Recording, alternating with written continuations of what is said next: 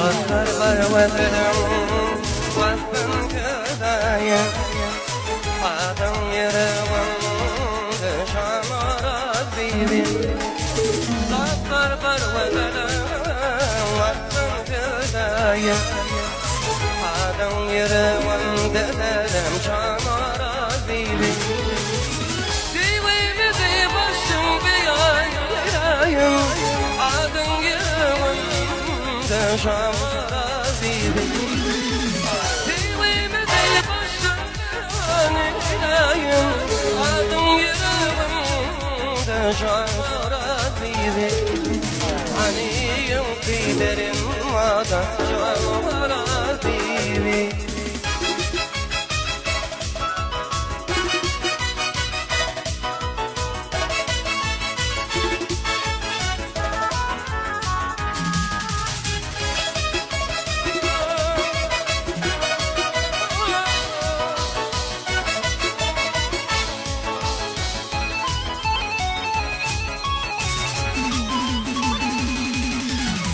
Yaminin barbalat Kati vurdum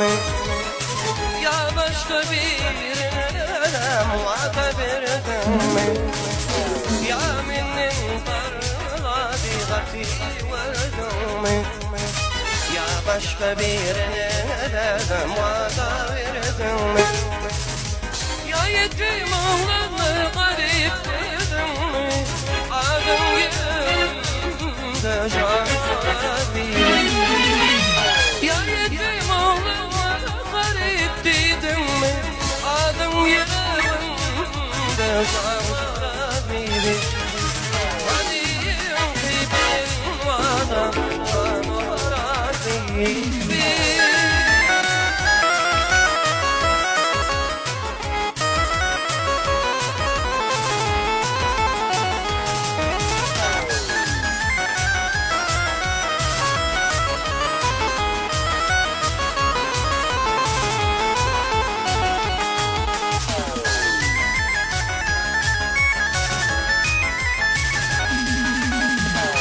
Aşık Aydar dinledim yarım tüzünü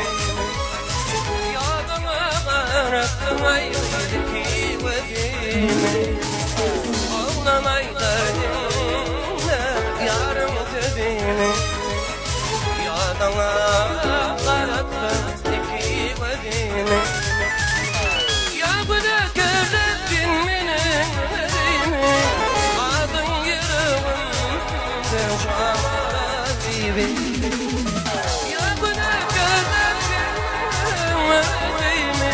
Adım yırığım Dışan bibim Aniyim ki Vadalarım Samara bibim